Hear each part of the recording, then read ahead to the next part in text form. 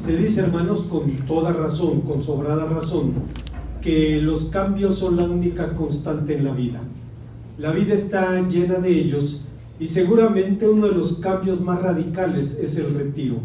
Usualmente ocurre en la última etapa de la vida, iniciando esta etapa y demanda una reorientación fundamental de la misma, pues supone enfrentarnos a algo con el que todos estamos conscientes, pero pocos están preparados. Desde luego la jubilación puede tener aspectos positivos, como la disposición de tiempo libre, oportunidades para el descanso o la realización de sueños y proyectos postergados. Pero es una etapa que supone también grandes pérdidas, como la mengua del sentido de utilidad, la disminución del reconocimiento personal, la reducción del círculo social y el declive de los ingresos económicos. Eso sin contar, dice la comediante cristiana Barbara Johnson, que es el tiempo cuando todo te duele y lo que no te duele ya no te funciona.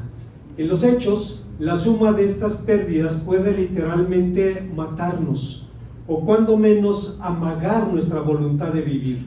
Así que resulta curioso que la palabra jubilación venga de la misma raíz de la que viene la palabra júbilo y aluda a un tiempo lleno de incertidumbres. Es cierto que hay personas que nunca se retiran, intelectuales, artistas, líderes religiosos, etcétera, pero también es verdad que en la mayoría de los casos la capacidad de trabajar y de soñar va declinando con los años. Una de las honrosas excepciones de esta norma fue Caleb Ben Jefune, un hombre que a sus 85 años planeaba la conquista de una montaña habitada por gigantes. Su proyecto parecería más bien el tema de un cuento infantil. Sin embargo, cada individuo debe enfrentar esta misma realidad en la última etapa de su vida. Para bendición nuestra, el relato nos muestra las armas con las que se realiza esa conquista. Veamos cuáles son. Antes, hermanos, de pensar en las enseñanzas de este pasaje, quisiera recordar que el apóstol San Pablo nos dice en su carta a los Romanos que lo que está escrito en la Biblia fue escrito por causa de nosotros y para nosotros, para que por la exhortación y la consolación de las Escrituras tengamos esperanza. Cuando vemos la Escritura, independientemente de la etapa de la vida en la que nos encontremos, vamos a poder identificarnos con sus personajes, vamos a poder identificarnos con sus circunstancias, con sus desafíos, con sus sueños, pero también con sus esperanzas. Estamos frente a la historia de un hombre de 85 años, un hombre realmente viejo, de hecho, el doble de viejo que el más viejo de su pueblo, quien se disponía a realizar lo que en esta etapa de su vida parecería una locura, conquistar una montaña habitada por gigantes. Nuestro tema es cómo conquistar la montaña de los gigantes, y hay cuando menos tres enseñanzas que se derivan del texto. La primera de ellas es que esta conquista se realiza armados de fe. Caleb Ben Jefune es uno de los personajes que hace volar la imaginación literaria. De él se dice en la tradición judía que era edomita, que era marido de María, la hermana de Moisés, que durante su misión como espía en la tierra de Canaán visitó la tumba de los patriarcas para orar sobre ella, etc. Pero el verdadero Caleb entra en la crónica bíblica como uno de los agentes del primer Mossad, del primer servicio de inteligencia que Moisés estableció para espiar la tierra y disponerse a la conquista de ese territorio. Fueron enviados, según Números capítulo 13, versículo 6, con ese propósito, y Caleb y Josué fueron los únicos sobrevivientes de este grupo y fueron también las figuras que materializaron la conquista. Décadas después de la primera incursión en Canaán, a sus 85 años, Caleb acudió a su antiguo general para pedirle la entrega del monte de Hebrón. Decía tener el mismo vigor que cuando tenía 40, pero tal vez puso el acento en el lugar equivocado, porque para materializar una empresa de esta naturaleza y de esta envergadura se precisaba mucho más que fuerza física. Cicerón, aquel pensador de la antigüedad decía de manera simple: nadie envejece solo por vivir cierto número de años. La gente envejece cuando abandona los ideales. Los años pueden arrugar el rostro, pero perder el entusiasmo puede arrugarte el alma. Caleb ya no era un joven soñador, ya no era un sionista romántico, ahora era un anciano que aún así podía decir con el apóstol San Pablo: he peleado la buena batalla, he guardado la fe, pero en ninguna manera podía decir he acabado la carrera. Caleb estaba relacionado con la tribu más poderosa de su pueblo, con la tribu de Judá, y acompañado de sus príncipes acudió a Josué. Pero es claro que su confianza no estaba ni en la lealtad ni en el número de sus hermanos, sino en Dios. Debemos decir, hermanos, que los pueblos de Oriente, aunque hoy día pueden identificarse como países, los países del norte de África, del cercano Oriente, ahora tienen bandera, territorio, etcétera, pero la conciencia nacional difícilmente se ha desarrollado en algunos grupos allí, porque la primera lealtad es al grupo tribal, la primera lealtad es al clan familiar, antes que a un país o a un territorio. Y esto pasaba también en el tiempo de la Biblia. Llega Caleb acompañado con los príncipes de la tribu más poderosa de Israel para hablar con Josué, pero su confianza no estaba ni en la fuerza, ni en la fiereza, ni en el número de sus hermanos, sino en Dios. Fue su fe en Dios lo que 40 años atrás lo llevó a amonestar al pueblo, hablando, dice, de acuerdo a lo que había en su corazón. ¿Qué había en su corazón? Había certeza, había esperanza, y sus palabras lo demuestran cuando dice: la tierra por donde pasamos para reconocerla es buena en gran manera. Si el Señor se agradare de nosotros, Él nos llevará a esta tierra y nos la entregará. Por tanto, no seáis rebeldes contra el Señor, ni temáis al pueblo de esta tierra, porque nosotros los comeremos como pan. Su amparo se ha apartado de ellos, y con nosotros está el Señor, no les temáis. Números capítulo 14, versículos 7 al 9. Con los años, sin embargo, Israel se había transformado. Pasó de ser un pueblo de esclavos a una nación conquistadora. Era inevitable que se regodeara en su nueva prosperidad, pero si las multitudes de Israel estaban cómodas, Caleb no. Sabía que había tareas pendientes. Sabía, según Josué capítulo 13, que había tierras por conquistar. Los años no domesticaron su espíritu. A diferencia del Quijote, que va muriendo en la medida en que recobra la cordura, Caleb va reviviendo en la crónica bíblica en la medida en lo que se dispone a hacer lo que a su edad parecería una locura: ir a luchar contra sus propios gigantes. En su lecho de muerte, el Quijote le dijo a su fiel escudero: perdóname, amigo, por la ocasión que te he dado para parecer loco como yo, haciéndote caer en el error que caí yo, de que hubo ya caballeros andantes en la tierra o en el mundo. Caleb, en cambio, en el momento crítico, en el punto de inflexión de su vida, acudió a su antiguo comandante para decirle: dame ahora este monte, porque oíste que el anaseo está allí, y allá hay ciudades grandes y fortificadas. Caleb se mantenía vivo por la razón de su vida, por el cumplimiento de su tarea. Por ese motivo, tal vez lo más triste que pueda decirse una persona cuando ha llegado a esta etapa de la vida son las palabras de Sancho Panza Quijote, quien le dice: ay, no se muera vuestra merced, señor mío, sino tome mi consejo y viva muchos años, porque la mayor locura que puede vivir un hombre en esta vida es dejarse morir así, sin más ni más, sin que nadie le mate y no le acabe en otras manos que las de la melancolía.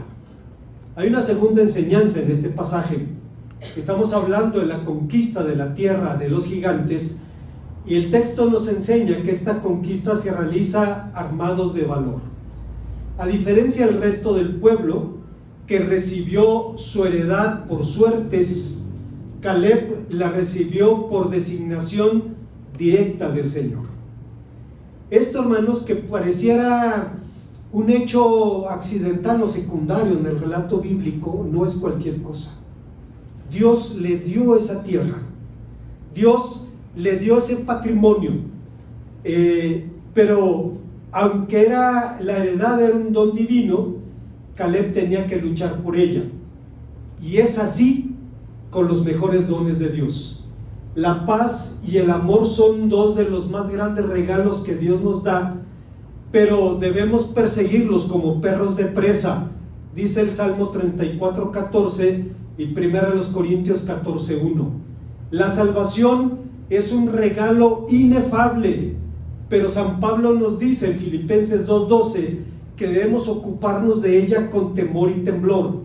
Moisés había jurado dar la comarca de Hebrón a Caleb y a los suyos como heredad perpetua, pero Caleb tenía que conquistarla, y como el tiempo lo demostraría, eso exigiría valor. Caleb desea conservar el vigor de sus 40 cuando realmente era un anciano. Alardeó de su fuerza, pero en plena campaña ofreció a su hija al que le completara la tarea. A veces solo presumimos para convencernos a nosotros mismos. En teoría, los gritos de guerra son para desalentar el corazón ajeno, pero frecuentemente son para alentar el corazón propio. Eso sí, Caleb podía tener lengua de camaleón, larga y rápida, pero no corazón de gallina. Rebasando la esperanza de vida de su tiempo, junto con Josué, era el doble de viejo que el más viejo en Israel, pero todavía quería pelear. Sin embargo, había llegado a la etapa de la vida de la que Moisés había dicho: algunos pueden llegar a los 70, y si las fuerzas nos acompañan, a los 80, pero tantos años son pesada carga y calamidades. De hecho, de haber consultado con su médico, con su geriatra, él le hubiera prohibido andar jugando a las guerritas a esos años, a esa altura de su vida, pues su condición era especialmente vulnerable a los rigores de la milicia, y no fue el único hombre que enfrentó esa realidad. No sé si usted recuerde que en el declive de su vigor, David salió a combatir con sus hombres y casi lo matan en la batalla. Un gigante puso su mirada en él y fue sobre él, y fue necesario que sus escuderos hicieran el trabajo y pudieran matarlo. Y a partir de ese día, los hombres le dijeron a David: no volverás a salir a la batalla, para que no se apague la lámpara de Israel. Si 1000 de nosotros caemos, no pasa nada, pero si tú caes, se apagará la lámpara de Israel. Agotado en el combate, descubrió que un filisteo lo tenía en la mira, y solo la intervención de su escudero pudo salvarle la vida, y entonces le hicieron jurar que nunca más saldría al campo de batalla. De modo que Caleb era un hombre realmente valiente al asumir este reto a estas alturas de la vida, y sus palabras demuestran cuál era la fuente de su valor. Dame pues ahora este monte del cual habló el Señor aquel día, porque tú oíste en aquel día que el Anaseo está allí y que hay ciudades grandes y fortificadas. Quizá el Señor estará conmigo y los eche como él ha dicho. Josué capítulo 14 versículo 12. Hay 3 cosas importantes que dice aquí Caleb. La primera, menciona 3 veces el nombre inefable, el nombre de Dios. No lo hace de forma ociosa o supersticiosa, sino apuntando siempre a la fidelidad divina.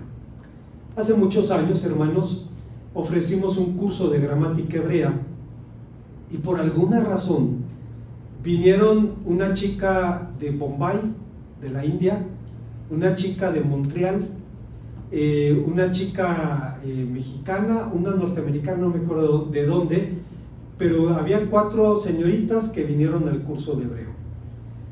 Obviamente no hablaban español, entonces el curso tenía que ser medio en inglés, medio en español, y más o menos avanzó bien, hasta que llegamos al tema del tetragramatón, del nombre inefable.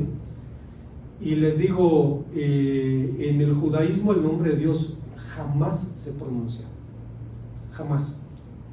Y mucho menos, como dicen algunos chiflados por ahí, vamos a llamarle Yahweh, porque la W no existe ni en hebreo ni en griego. Es una chifladura de gente que lo tomó del inglés y se comió el cuento enterito. Si eres judío sefaradita, le vas a llamar Adonai. Si eres judío askenazí, le vas a llamar Hashem, pero nunca vas a pronunciar el nombre de Dios. Entonces la chica de la India se llama Gulnar. Dice, qué raro, dice: en mi religión, entre más mencione los nombres de los dioses es mejor. Y una de las compañeras le pregunta: pues ¿cuántos dioses tienes? 2. Y hermanos, sentí como si la barranca del cobre se abriera entre esa mujer y yo. Ella tenía 2 doctorados, uno en matemáticas y otro en lengua inglesa. Hablaba 5 idiomas: hindi, urdu, inglés, no recuerdo cuál otro, y algo de español. No llegaba ni a los 30 años.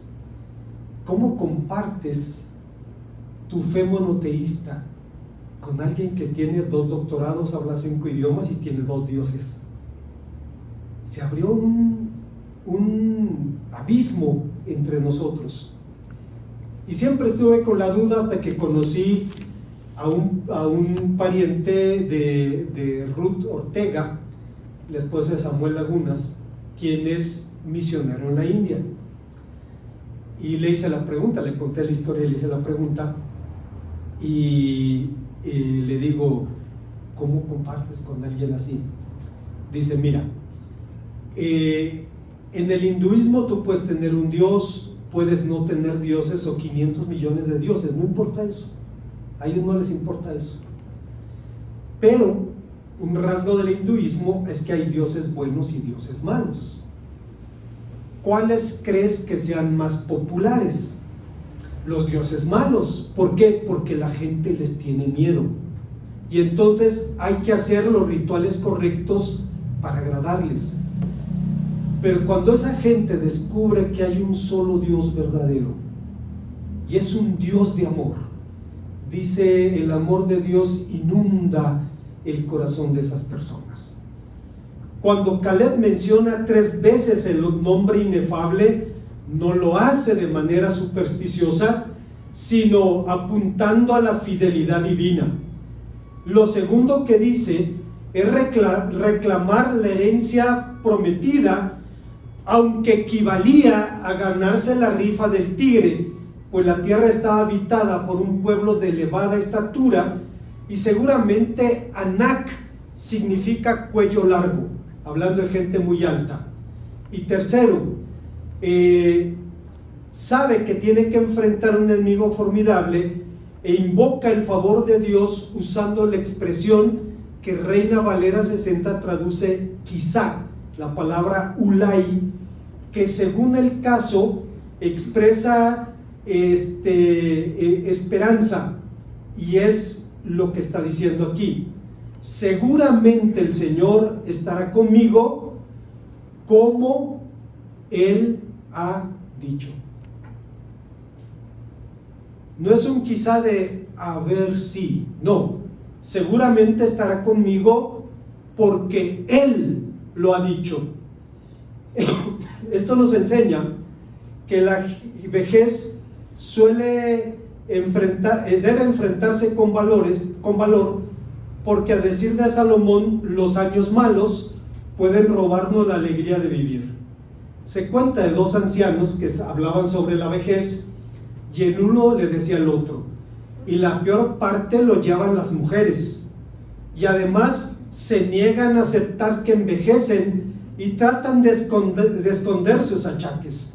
El otro contestó: es cierto, pero encontré un truco para hacerlas enfrentar sus discapacidades.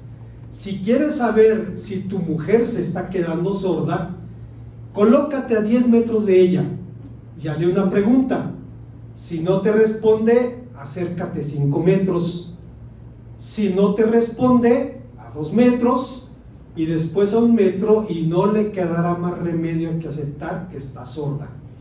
El hombre va bien animado a su casa, se para a 10 metros de la mujer y le dice: cariño, ya regresé, ¿qué hay de cenar? No oye nada. 5 metros. Cariño, ya regresé, ¿qué hay de cenar? Nada. 2 metros. Cariño, ya regresé, ¿qué hay de cenar? No escucha respuesta. Se acerca 1 metro y le dice: cariño, ya regresé, ¿qué hay de cenar? Y la mujer voltea con una cara de fastidio y le dice: te lo he dicho 4 veces, pollo con papas. ¿Quién era el sordo, no? Hermanos, esa es la realidad, la situación que tenemos que enfrentar. Salomón no es el único que habló sobre los años malos. Con todo y que tenía una visión positiva de la vejez, Platón fue muy directo al hablar de las quejas de los viejos. Toda la plática se les va en lamentaciones y quejas. Recuerdan con nostalgia los placeres del amor, de la mesa, de aquellas cosas que disfrutaban en la juventud. Se afligen por sus pérdidas como si se tratara de los mayores bienes. La vida que entonces llevábamos, suelen decir, era dichosa, pero la que ahora arrastramos ni siquiera merece el nombre de vida. Debo decir algo al respecto a este pensamiento de Platón. Es cierto que para los viejos, y me incluyo allí, los achaques y las enfermedades son tema de nuestro diario vivir. Pero hay gente que toma la decisión contraria, y es no hablar de eso. Mi hermana Mari Carmen cuenta de su suegra, la mamá de mi hermano Sergio, que cuando la visitaban y empezaban a hablar de cómo estaba, la mamá de mi hermano Sergio decía: no vamos a hablar de achaque, no vamos a hablar de enfermedad, vamos a hablar de las cosas buenas, de las bendiciones de Dios, de los gozos que nos da. Una mujer parapléjica que movía del cuello hacia arriba, pero no hablaba de esas cosas. No era su tema. Decía la hermana Mari Carmen, dice: llevabas plata y regresabas con oro. Si querías llevar consuelo y salías consolado, salías alentado, porque era una mujer que decidió: hay que hablar de las cosas buenas de la vida misma. Es un regalo de Dios. Y Platón decía: los viejos normalmente se quejan diciendo: esa era una vida dichosa, la que ahora arrastramos ni siquiera merece el nombre de vida. Pero, ¿se necesita valor para envejecer? Sabemos que necesitamos valor para asumir riesgos, tomar decisiones, enfrentar problemas, pero necesitamos valor para enfrentar algo de lo que no podemos escapar. Se necesita valor para enfrentar a este visitante indeseable que llega para quedarse y apoderarse de toda la casa. La respuesta es sí. Los cambios y las pérdidas de la vida deben enfrentarse con entereza. Hay pérdidas que no escogemos, como la enfermedad, que de todas maneras debemos enfrentar con valor. No decidimos la muerte de nuestros seres amados, pero debemos asumirla a la luz de las promesas de la Biblia. La caída del Edén trajo aparejadas consecuencias morales y físicas, el pecado y la muerte que nos van a acompañar fatalmente, aunque desde los ojos de la fe también pueden escoltarnos en el camino a una vida mejor. Ante una realidad ineludible como el envejecimiento, podemos parafrasear a uno de los pensamientos de Lutero, diciendo: envejece valientemente, pero cree y alégrate en Cristo con mayor valentía. Hay una tercera y última enseñanza en este pasaje. Estamos hablando de la conquista de la montaña de los gigantes, y el texto nos enseña que esta conquista se realiza armados de integridad. Podemos definir la integridad como fidelidad a los sentimientos, a los valores y los compromisos. Esto es importante, hermanos, porque en el día de hoy hay gente que dice: estos son mis valores, y si no les gustan, tengo otros. Es evidente que Caleb era un hombre íntegro. Al llegar a este punto es necesario señalar que un rasgo propio de la lengua hebrea es su pobreza en adjetivos, de modo que lo que no puede describirse con calificativos se describe con figuras. En el relato hay un verbo que describe el carácter de Caleb, y es el verbo estar lleno, malé en hebreo, que se traduce 3 veces en este pasaje como cumplir o seguir cumplidamente. En el versículo 8, Caleb dice haber cumplido siguiendo al Señor. En el versículo 9, Moisés jura darle la tierra que espió por haber cumplido seguidamente al Señor, y en el versículo 14 la palabra de Dios reitera la promesa de la heredad por haber seguido cumplidamente al Señor. Este verbo era usado en 2 esferas: en la esfera de la guerra, en donde llenar los escudos, es decir, colocar el cuerpo detrás de ellos, o llenar la mano de hierro, son modismos hebreos que significan prepararse para la guerra. Era usado en la atmósfera del culto, donde llenar la mano del sacerdote cifraba la consagración de alguien al servicio divino. Por favor, no le digan esto a los predicadores de la prosperidad, porque van a querer encontrar una base bíblica para su codicia. Llenar la mano del sacerdote significaba preparar a alguien para el ministerio. Bueno, Caleb se movía entre ambas esferas, entre la esfera de la guerra y la esfera del culto, entre el ámbito de lo mensurable y el ámbito de lo inmensurable. Bajo la lógica de costo-beneficio podía estimar los riesgos y las ganancias de la guerra, pero en ningún modo podía aplicar ese criterio al servicio de Dios. Sabía que la ley demanda el servicio a Dios como el precepto de mayor jerarquía, que demanda amarlo sobre todas las cosas. Estar lleno delante de Dios significaba entonces que Caleb tenía una sola lealtad, sin importar lo difícil que fuera el reto. Estaba preparado para la obediencia. Significa que tenía un corazón íntegro, o un corazón perfecto, como dice Números 32:11, un corazón que se mantenía inalterable ante el paso del tiempo y el cambio de las circunstancias.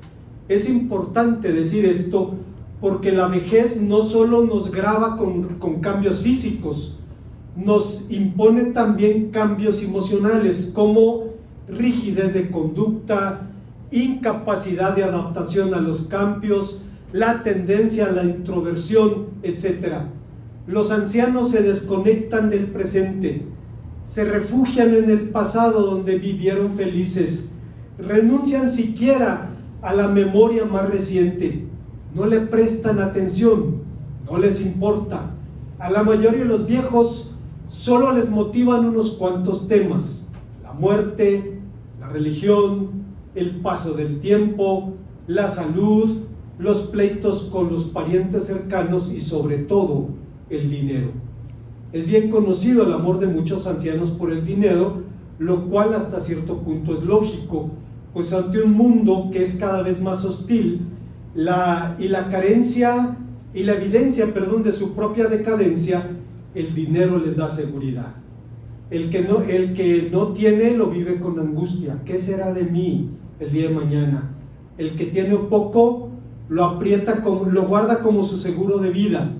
Como decía el pastor Alejandro Zamora, aprieta el peso hasta que el águila chilla, y el que tiene mucho juega con él para conservar su control sobre los demás.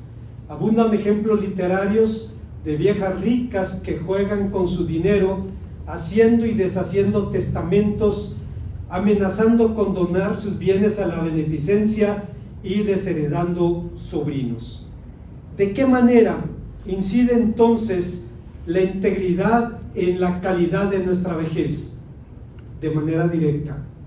Salomón dice que una instrucción temprana y adecuada garantiza una vida de congruencia. Instruye al niño en su camino, y aun cuando fuere viejo no se apartará de él. Cicerón creía que nuestros hechos y nuestros valores son las herramientas con las que esculpimos nuestra propia vejez. Creía que solo envejecemos como hemos vivido.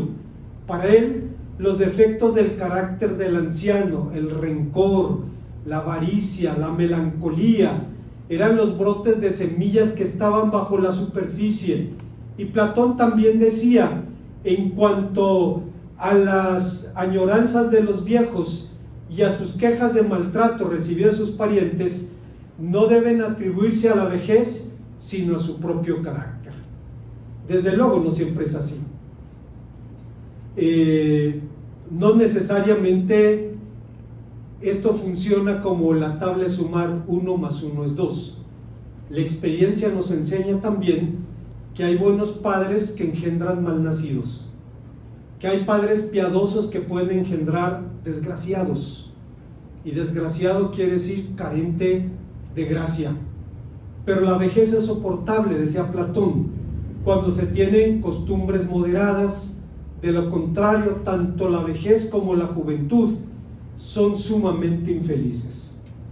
La integridad es pues la norma que nos prepara para los días malos, pero debemos empezar temprano en la vida, porque alguien que trata de empezar a ser íntegro a los 40 está demasiado tarde ya. Debe serlo toda su vida.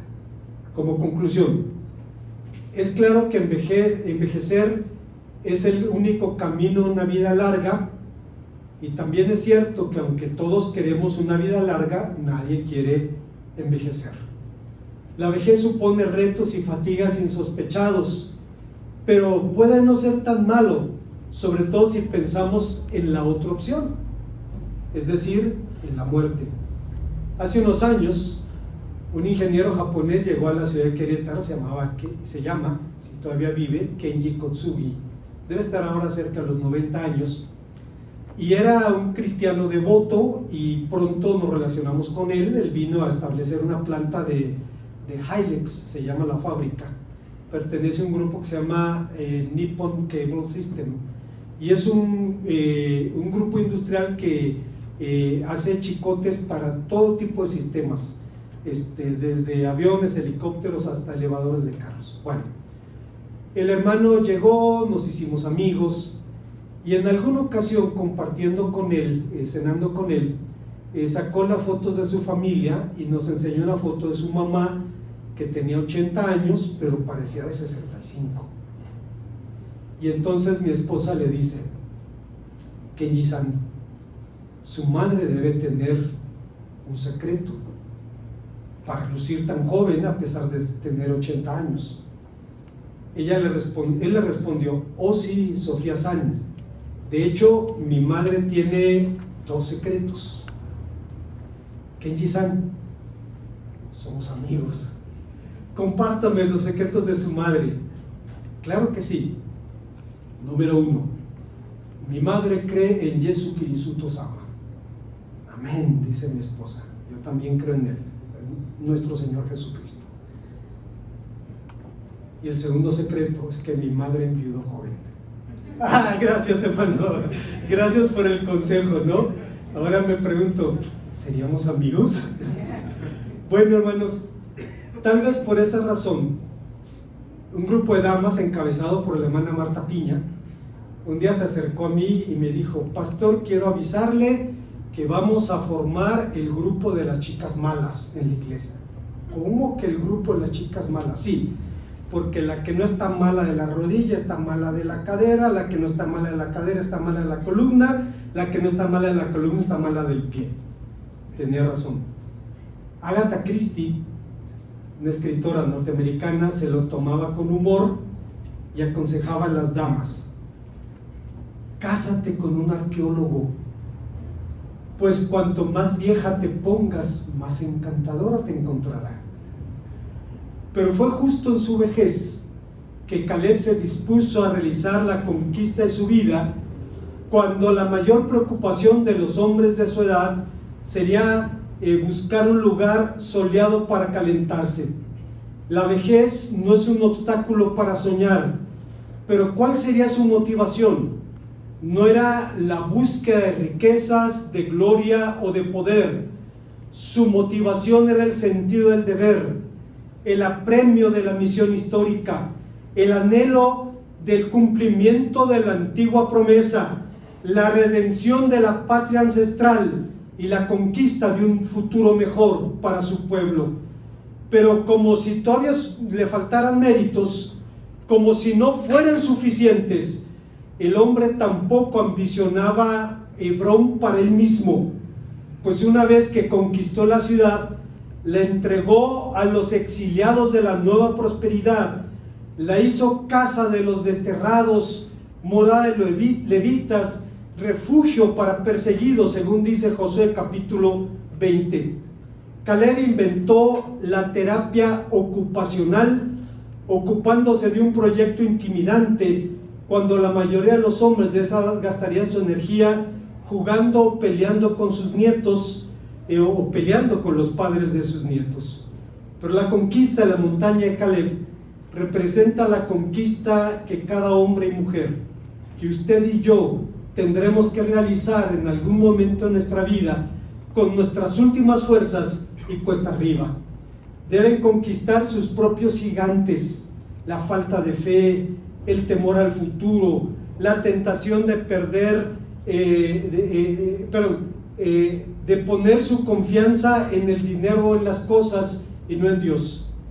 Caleb lo hizo, y dice el relato: la tierra descansó de la guerra, terminó sus días en paz, respetado, satisfecho, cristalizando el pensamiento de Pitágoras de Samos, quien dijo: una bella ancianidad es normalmente la recompensa de una vida bella.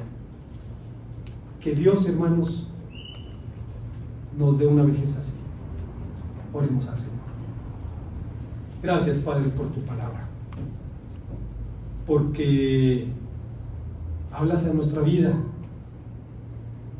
y nos permites ver que tus mejores siervos realizaron sus más grandes hazañas incluso en la última etapa de su vida.